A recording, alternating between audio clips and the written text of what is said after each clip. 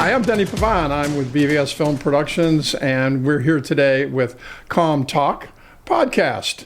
And I'm talking to Scott Sommers. Hi, Scott. How are you today? Hi, how are you doing? Thanks Good. for having me today. Very good. Thanks for coming in. You know, Scott, founder of Sky Goat Ventures, very interesting name, and former VP of the Shurtape duct brand duct tape company. Is that correct? That's correct, yes. I was VP of Innovation, so I got to do all the cool stuff. The VP of Innovation at Shurtape duct brand company. VP, tell me a little bit about your background in that area. That's very fascinating. VP of Innovation. And then we should talk a little bit about Sky Goat. That's very interesting as well. Yeah, and you'll find they're kind of all correlated in some ways. So, I had the opportunity to get to work around duct tape for 23 years of my career. And, how much fun did we have? Just a blast. And one of the things that I always tell people is that, the only thing people love more than duct tape is telling their duct tape story.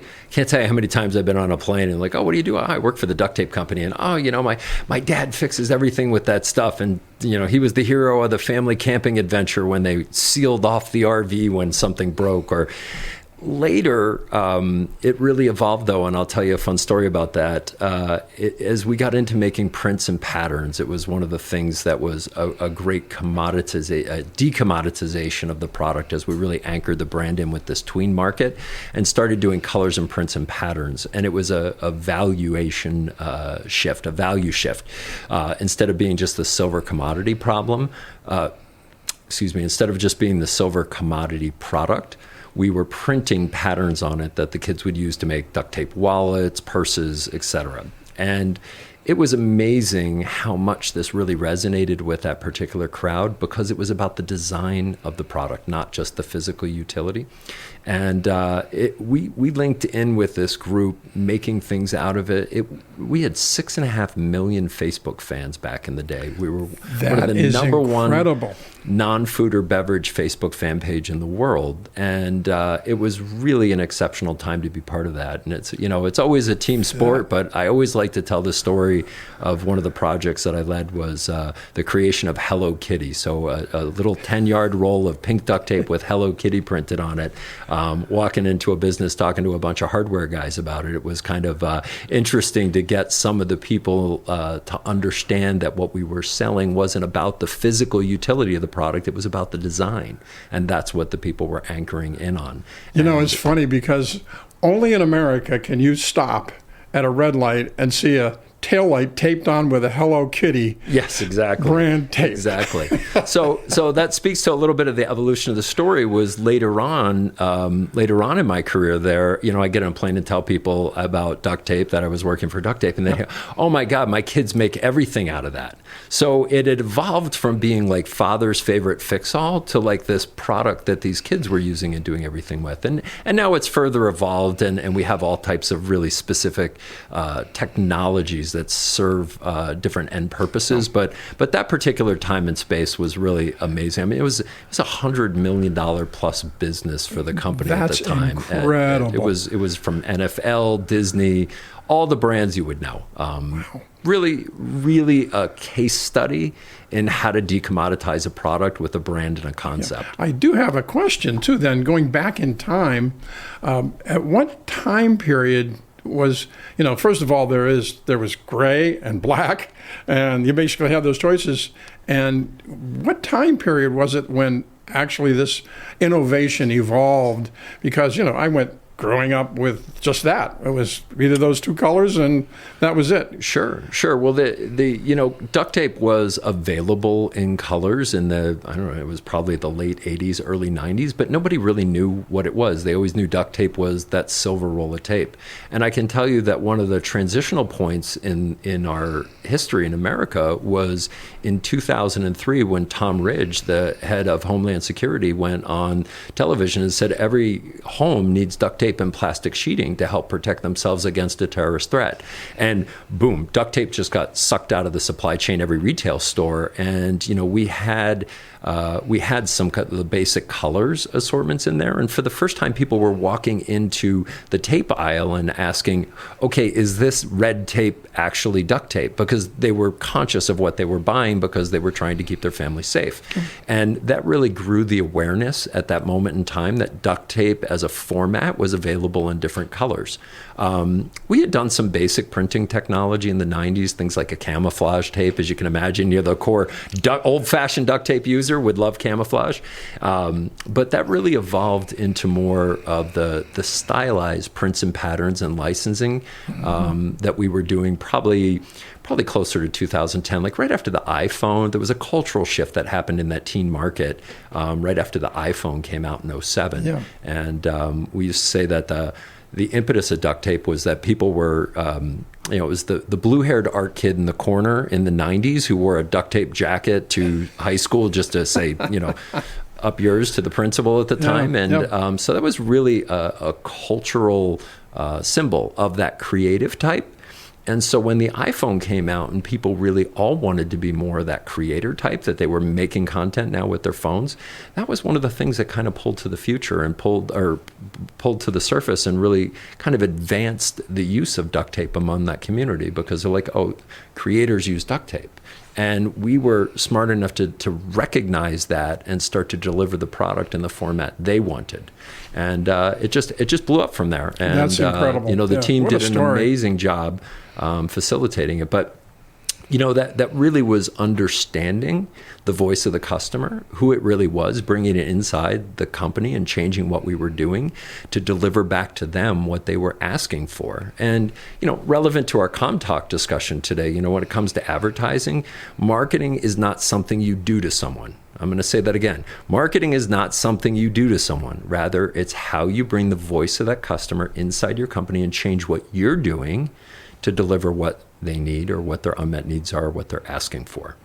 You can be really innovative and deliver them something they might not have thought of yet, but those instances are sometimes few and far between. It's more of the versus inside out. It's the outside view to actually build an emotional bond with a brand. And that was the brilliance of Shurtape at the time was, my formal title was Vice President of Insights and Innovation, because we linked in the insights, the consumer and B2B research team with the innovation, so that we were using those insights to fuel what our innovation was, as opposed to what happens at most companies. The R&D team pops their head up from the lab and says, hey guys, we made this, who needs it? And, we were much more like, okay, how might we take this need we identified and link it to the technology we produce and have our technology solve that problem? Yeah. And so this whole loop of insight and innovation has just been threaded in my career the whole time. It's about, ultimately, at the end of the day, about creating value for your customer that they perceive and vote for with their wallets. But value comes in all different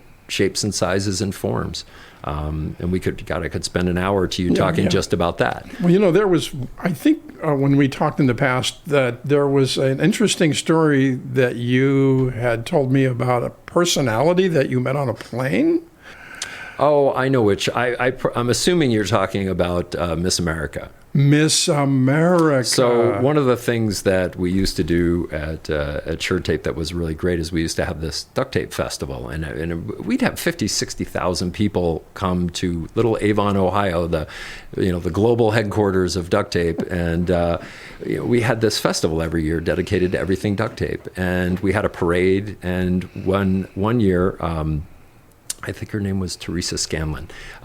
She was Miss America, and she was doing a CNN interview one time, and she was talking. She had just been crowned, and she was saying how she loves duct tape. She loves to make things out of duct tape. And so we contacted her, and she came out, and she was the grand marshal at the duct tape parade for us that year, right here in Avon. So it was really neat to kind of have an opportunity to link in with some of those professionals. I tell people about my career at duct tape, and I'm like, I really had a chance to do a lot of very cool things there. The company, it was full of really incredible, talented people, really creative, and everything from doing a pop-up shop at Times Square about color duct tape prints and patterns to we were the non-traditional we were the non-traditional material challenge on Project Runway television show one year.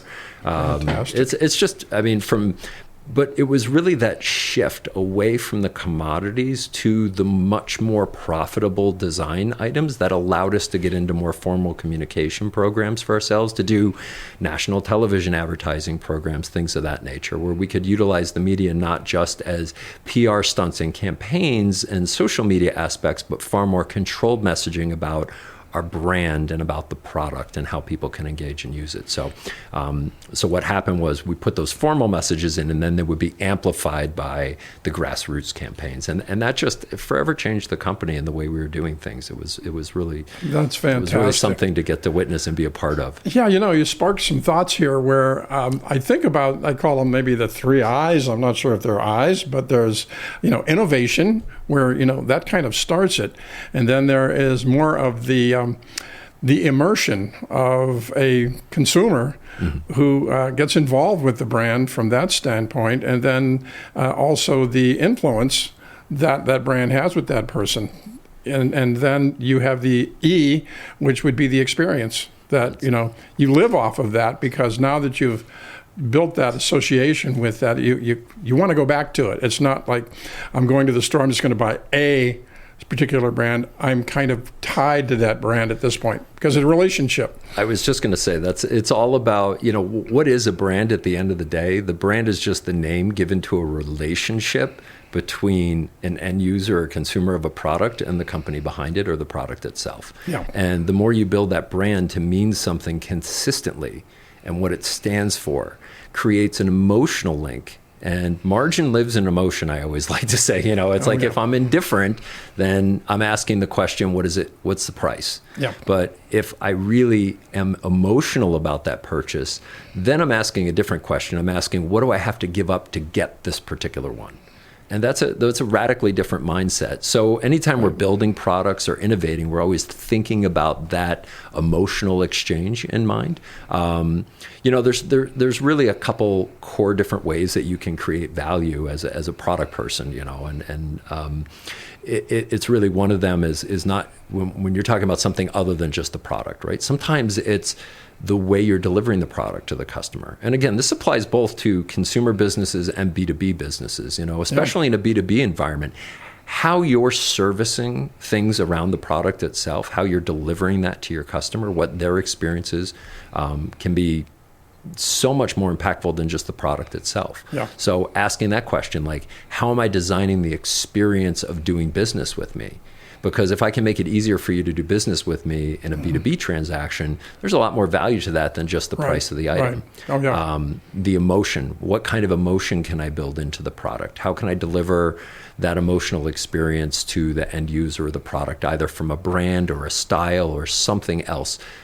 Use some other type of insight to really link into that emotion, make it meaningful. That's why people will pay a lot more for a sweatshirt that has a football team brand on it, an NFL football team brand on it, than they will for a sweatshirt without it, right? Because of their emotional link to that team. Yep. It's a different experience wearing one shirt versus the other. So building those things into the front end of your innovation is really important.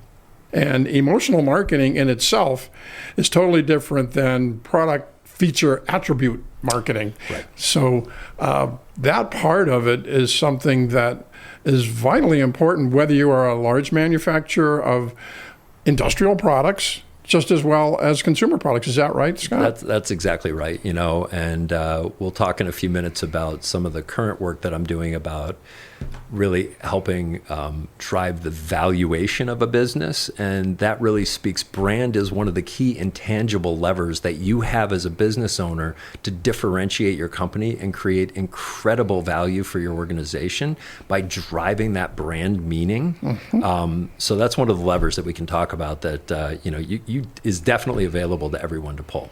Yeah. I would like everyone out there to subscribe to BVS Productions CommTALK Podcast. And you can do that anytime, day or night. Today's podcast is brought to you by AudioWorks, your one-stop recording and video solution. Sky Goat Ventures, big sky thinking, goat-level execution. Let's face it, everybody loves to make podcasts and vodcasts, but nobody wants to edit them. Well, except for us. At Premier Podcast Productions, we professionally edit and distribute podcasts and vodcasts for companies around the world.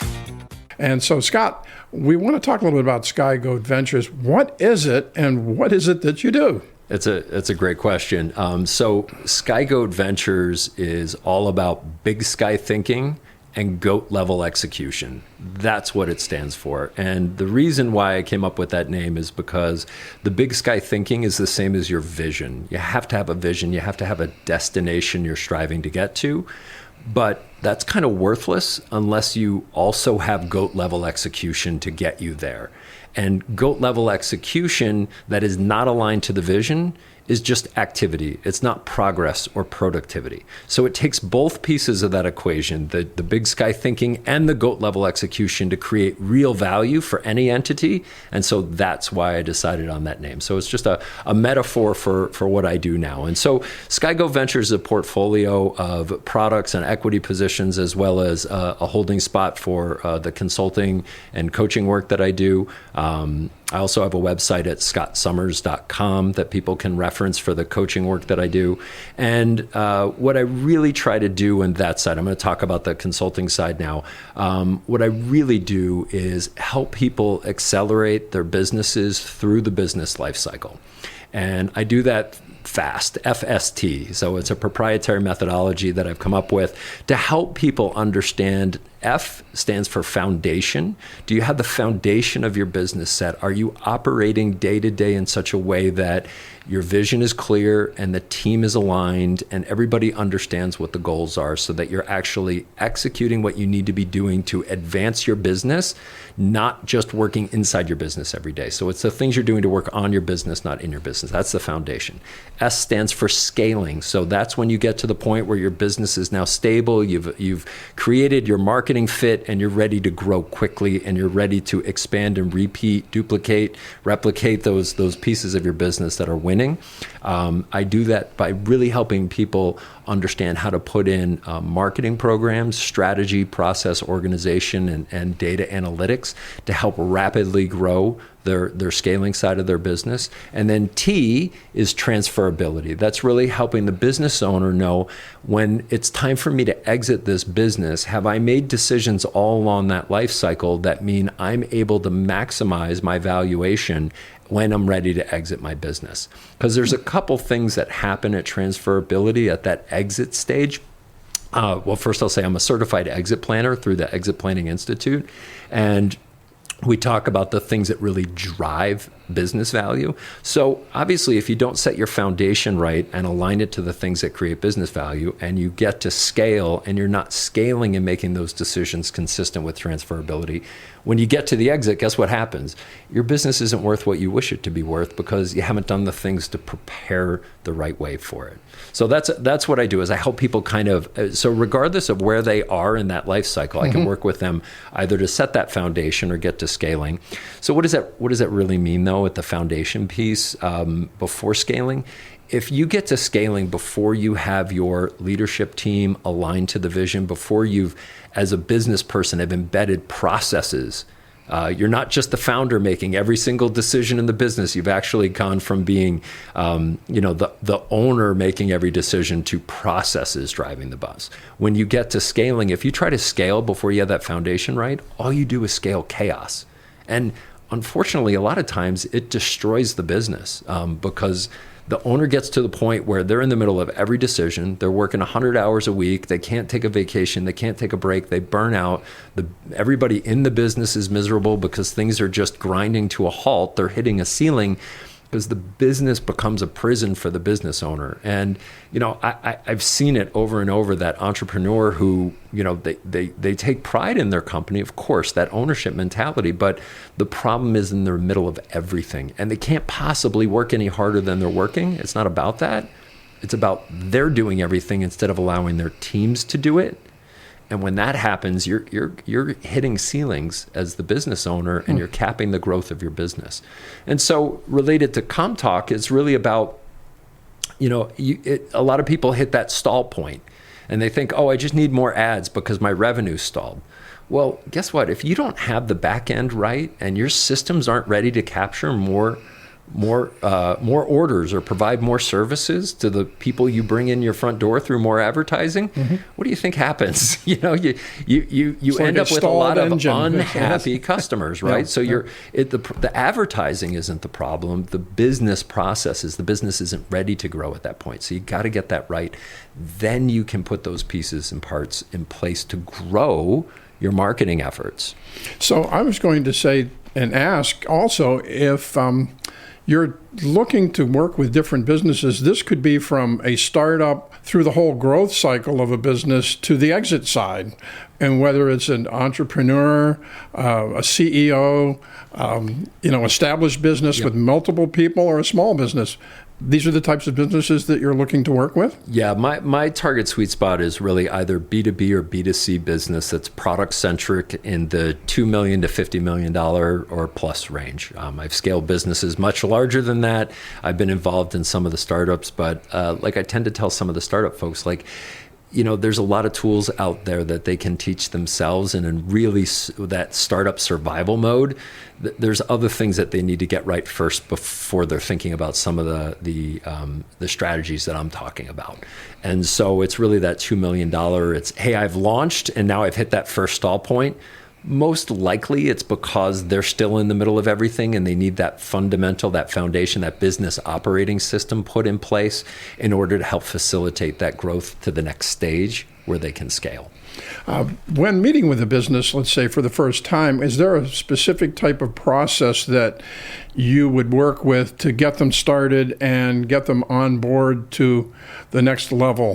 How do you go about starting with a business? Yeah, that's a great question. So typically in a very short conversation, 30 minutes or less, we can assess and understand where they are in that life cycle, what their core issues are. Are they having issues associated with foundation? Maybe they've grown too fast and they don't have some of those fundamentals right. Okay. Maybe they're in the middle and they do have some good processes in place, but their marketing has become ineffective. Or in a lot of cases that I see, these smaller companies start to grow and they have one person who's responsible for sales and marketing, and they tend to be a little bit more sales centric than marketing centric. And so they really don't have a marketing team or a marketing methodology. And so what happens is they start to stall out. And so we can help them come in and implement an automated marketing system through digital marketing techniques that allow them to bring more leads in the company. But guess what? I also see a lot of companies that bring those leads in and they don't go anywhere. I mean, how you spend all this money to get leads into your business, and then the sales team just is, there's 20 or 40% of those leads that never get followed up on. Yeah. And so that's something that I can uncover in a very quick conversation, understand, okay, walk me through how's your marketing happen? When a lead comes in, where does it go? Who's following it up? Do you even know how many leads you're producing and how many are getting followed up? Do you have those metrics in place? Yeah. That's often an issue. It's like trying to drive a car without a dashboard. You don't know how fast you're going or in what direction. Yeah, it's like going to the trade show and coming back with all these leads and then nobody does anything. 100%. Or even not understanding what good looks like or what the objective of a trade show is. I talk to a lot of business owners that are like, oh man, we just had a great trade show. We had lots of awesome conversations. And I'm like, okay, that's great. How many purchase orders did you get? Well, no, we had great conversations. And I'm like, okay, well, let's define a great trade show with a financial outcome that pays for the trade show. Or maybe it's a mechanism of brand growing your brand. That's okay too. It doesn't always have to have that financial outcome, but you have to understand that objective going into that expense, right? Otherwise, how do you ever justify the amount of money it takes to go execute a trade show? So these are the type of things you asked, how does someone, we can have a very quick conversation and understand where are the key touch points. And then in terms of the transferability, I talk to a lot of business owners who are thinking about exiting their business. And we talk really quickly, very quickly can understand, do you have a personal plan? Do you know what you want your life to look like after you exit? Do you have a personal financial plan? Do you understand what the personal financial requirements are going to be when you exit? And then do you know what your business is worth? and how that ties into your exit strategy for your personal financial plan, so that you know once you've exited, you have the financial wherewithal to sustain this vision that you've created for yourself. Mm-hmm. And that's when we really do a lot of the work. Like the biggest mistake that most business owners make is that they wait too long to craft or architect the value of their business. It's a process that you can do to explicitly grow the value of your business. And you start by understanding, what's my valuation today? It's a combination of EBITDA or seller discretionary earning, adjusted earnings times some type of multiple. And that multiple depends on what industry you're in. But there's a common set of multiples that happen by industry. Mm-hmm. So part one is understand, where are you financially in terms of the value of your business? Understand how that intersects to your personal financial plan, and then what your vision is after, because all those things matter in how you architect your exit. And so one of the key things that most business owners don't necessarily get is that what creates your multiple isn't just your sales, of your sales and your EBITDA, right? Your profitability. Mm-hmm. But the multiple range is really defined by 4 key intangible areas. One of them is human capital. How strong is your team? How strong is your business operations team? How strong are the people inside your company? And are those people reliant on you as the business owner, or can the business run without you? So that's one. The next one is the structural capital. So that's really talking about the processes. Do you have documented processes in your business? Mm-hmm. Do you have intellectual property around your methodologies, your go-to-market pieces? Are there things in your manufacturing processes that you own? Those are all the structural capital things. So making sure they're documented and protected is a way that you can move up that multiple. The next one is really talking about your customer capital. Like, what's your customer profile? Do you have a diversity? And this is where a lot of people make a mistake. Do you have a diversity of customers, or do you have a high level of customer concentration? Do you have one giant customer that's most of your sales? And the reason why, dangerous. Yeah, well, the reason is most people buy a business because they want the ongoing revenue and profit of the business. So if you have a lot of customer concentration, that's really risky for the new owner, because any one of those customers stepping out creates, it creates a deficit for them to have to cover somewhere. Or maybe they think, wow, this business, this big business does business with this company because of the relationship with the owner. And once the owner steps out, what's that going to do to that customer relationship? I call it the 3-legged stool. You kick off one leg and the rest goes down. 100% correct, right? Yes, so when exactly. I talk about scaling with that transferability in mind, that's a key piece, right? You have to think about how you're scaling and growing your customer pool, because the other portion of that is monthly recurring revenue, right? Yep. Not all revenue is created equal. Things under contract are really valuable. Things that are recurring are really valuable. And if it's one sales call equals one sales result, those can go away tomorrow unless I'm making that sales call. It's not as dependable. So it's about de-risking that business. But so the fourth capital directly related to our conversation today is social. And that's things like your brand, the culture within your organization, the pace that organization moves, kind of those intangibles around that. Those are all the social capital. So those 4 key pieces that I just talked about are things that move you up on the multiple in a marketplace against to create your organization's value. So focusing on those things and doing projects that specifically advance or prepare your company for exit, probably anywhere from 12 to 36 months before you really want to execute an exit is important. Because we can structure those projects, put all those things in place, and now you're really designing an exit to maximize your value at that key event. So all those things happen kind of in sequence.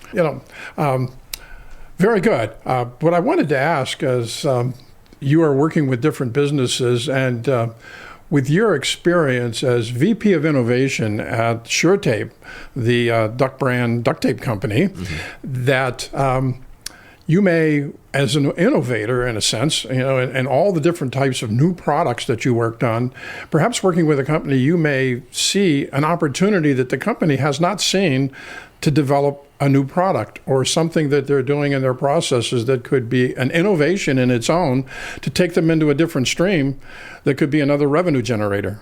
100% yes. I really believe that's part of a key piece of my differentiation in the marketplace. I've created businesses. I've created businesses while I was doing this billion-dollar corporate gig. My background is I have an MBA from Babson College in entrepreneurship, so I really understand the frameworks of value creation for companies. I had a chance to do a strategic marketing program at Harvard Business School, and I bring all those tools to the table, but I really think differently about the way I look at the market and look for those opportunities to solve customer problems.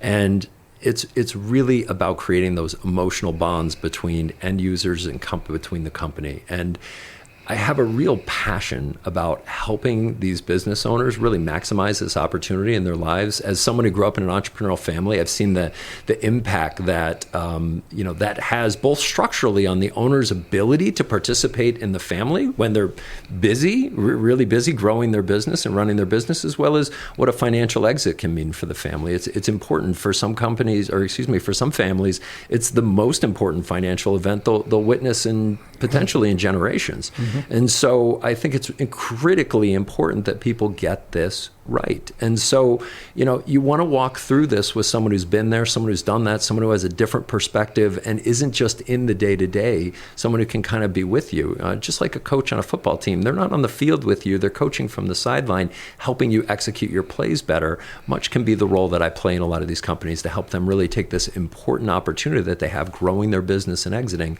and really make it the best it can be for them. Very good. Scott, how can someone reach you if they're interested in learning more about? Absolutely. So they can find me on LinkedIn. All my contact information is there, or they can go to scottsommers.com. It's Sommers is spelled SOMMERS. And my information is all there. They can LinkedIn. They can actually schedule a meeting directly from the website with me. Happy to pick up the phone and spend 30 minutes with someone and just kind of help them understand where they are and how we might be able to create some value for them. Scott, thanks so much for coming in today. Fascinating stories, fascinating interest on how you work with businesses to help them grow. Again, thank you so much. Thanks for having me. Oh, you're welcome. And if you would like to subscribe to BVS Film Productions CommTALK, do it today.